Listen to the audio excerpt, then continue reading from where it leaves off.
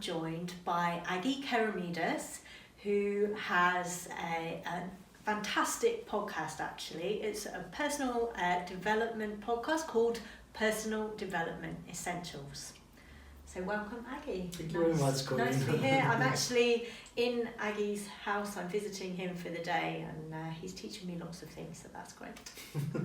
And we actually did the opposite way earlier on because I had the chance to speak with you for my podcast. This is right. I've recorded my first podcast today with Agi, so. Right, so I thought it would be fun today, seeing as Agi and I know each other through the Tony Robbins community, to have a chat to each other about that and some other things just about you to get to know Sure. you. So first off, would you be okay just kind of giving me a bit of background about yourself and who you are? Yes, well, I'm Greek originally, as you might have guessed. I moved to the UK about 10 years ago, and I did that purely because it was a dream that I had. Oh. So it's sometimes it's difficult to explain. Some people get it straight away, like you did. Some others don't get it, but it was more a calling ahead, Yeah. which I felt like I had to follow. And it was the best decision I took. Intuition. in my- Like yeah, that. absolutely, Yeah, absolutely. So, by profession I'm a dentist, but my big passion is personal development. So that's where Tony Robbins comes in, and the podcast, and I'm a lifelong learner trying to become the best version of, or as best version of myself as I can. Yeah, amazing. What would you say prompted you in the first instance to get interested in personal development? Personal development in general. I think it was, I briefly mentioned earlier, it was my best friend in university when I was back in Greece, who eventually dropped out of university to follow his calling, his path, which was a spiritual path. But that gave me the inspiration and the knowledge that some things are not the way most people perceive them to be. And that, in combination with some books that I read, gave me the trigger about personal development.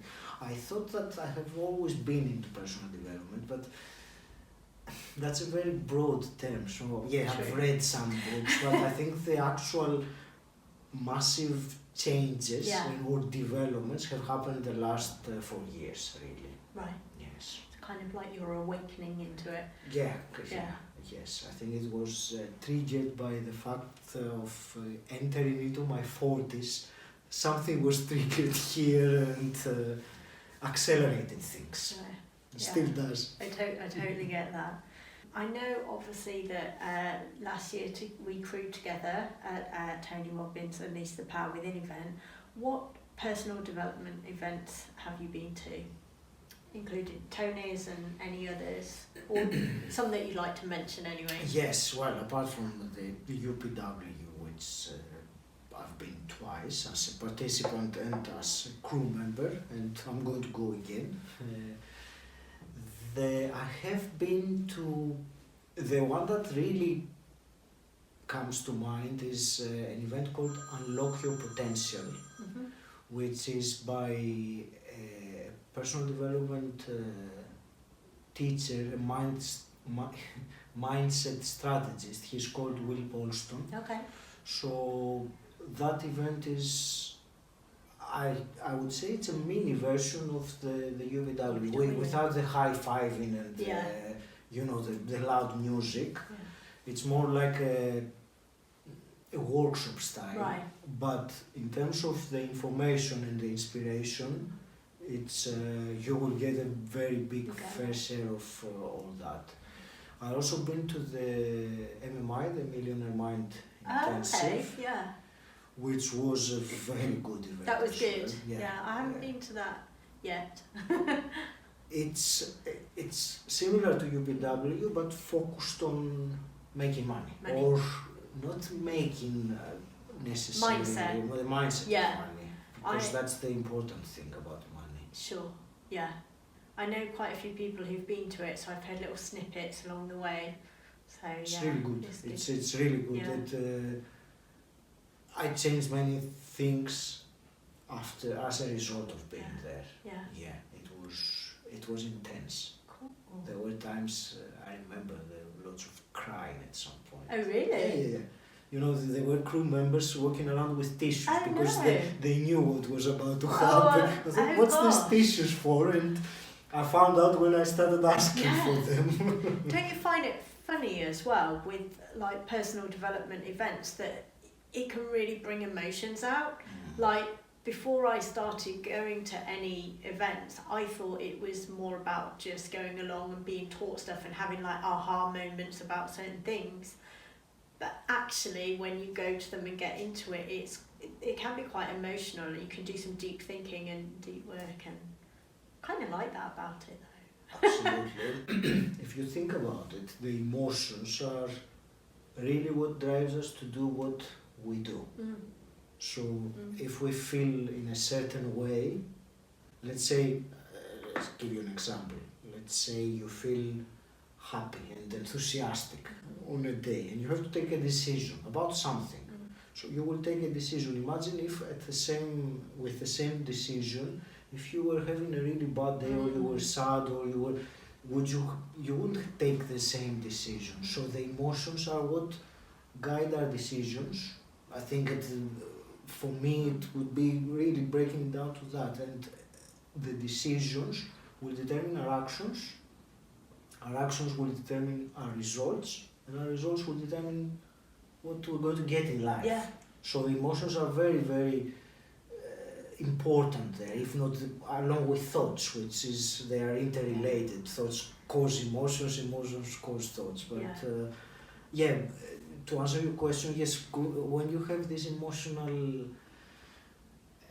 bursts in these events, it is necessary because you go a bit deeper inside yourself and realize more of who you are or what's going on in here or here. Absolutely. Yeah. And do you find, just digressing a little bit, do you find that it's often the emotional points of the events that stay with you, and they're the bits that you remember? Yes.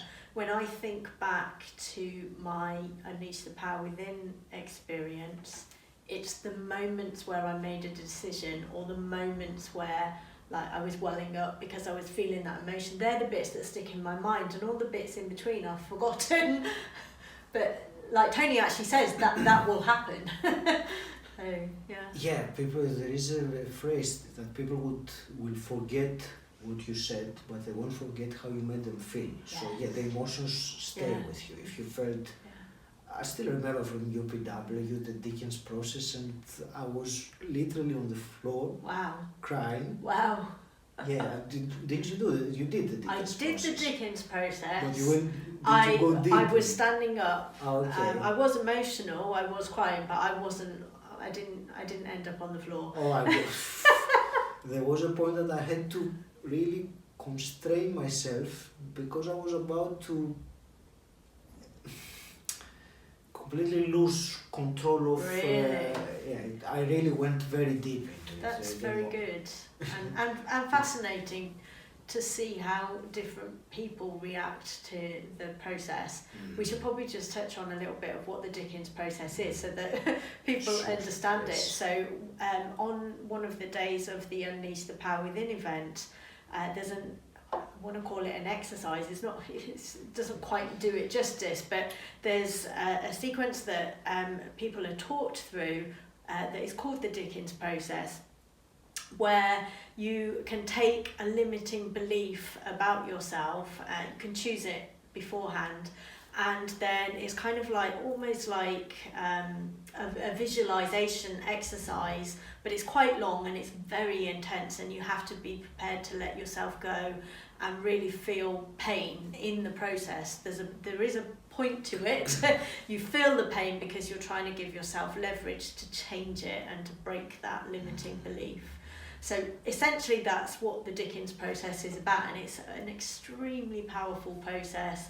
And I know certainly going back in subsequent years as a crew member, I've learned more about it, and in terms of how to support people who are participants there, and especially if they are, you know, like you were saying, on the edge and struggling, there's watch points to sort of look out for. But, yeah, it is a great process. Oh, here's a quick and easy one for you then, like fast fire. Do you have a favourite personal development book? One? Oh my, that would be very difficult. Okay, I'll give you top 3 then. I'll give you 2. That I wish, I'm only going to say that these are my favourites because I wish I had read them 20 years before I did. Okay. I think they would have changed my life completely. Okay. So 2 of them. One is, I think, Rich Dad, Poor Dad. Rich Dad, Poor Dad, okay, yeah. And the other is How to Win Friends and Influence People.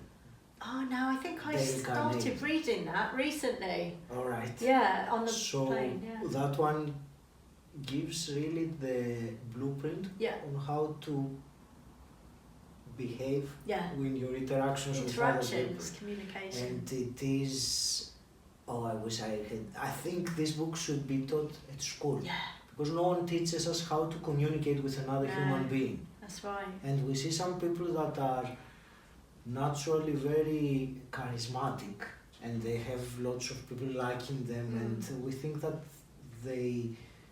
it's something in their genes, but it's not. It's some things in their behavior that some people have the gift of doing that intuitively, without really knowing how to do it or why they do it, but they do it, that they got used to it. Maybe it was because of their parents.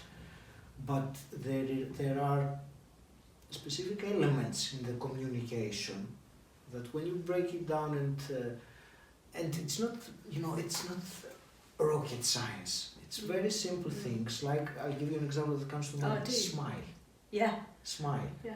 How many times you've spoken with someone and they had a look in their face that, like, they don't want to speak with you.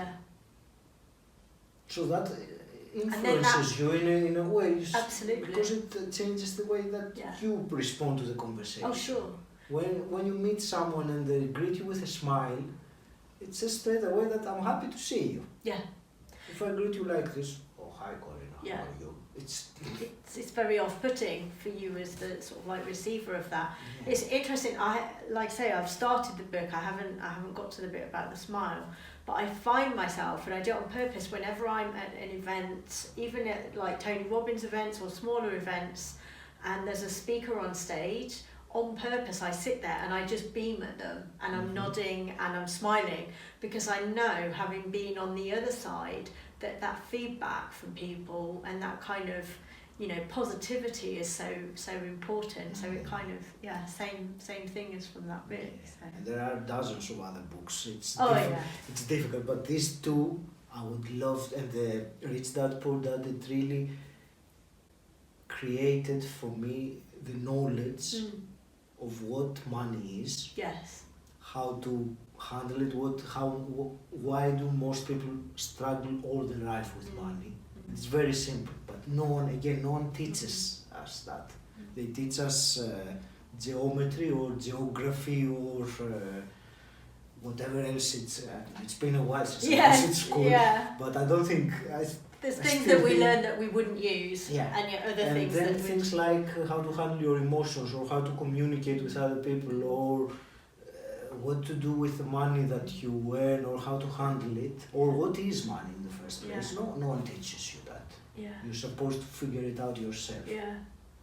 I couldn't agree with you more, especially about the financial education. I mean, there is a train of my thought that thinks if we did go down that route and teach kids maybe at like late secondary school, are they ready for it, would they take it in? But maybe if it could be put across in a way that was very practical, maybe in some exercises or games, then it would be more meaningful. And I think looking back, gosh, what I would have done to have that sort of financial grounding at that level.